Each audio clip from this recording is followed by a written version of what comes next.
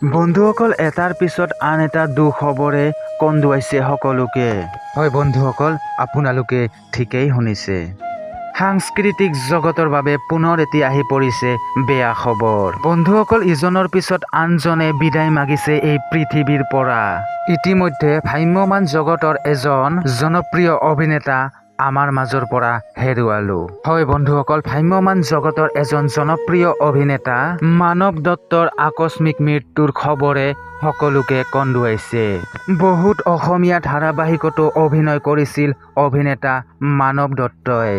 তেখেতৰ অভিনয় অসমৰ হাজাৰ মানুহৰ মন জয় কৰিছিল। ভ্ৰাম্যমাণ জগতত তেখেতৰ অভাৱ সদায় থাকি যাব।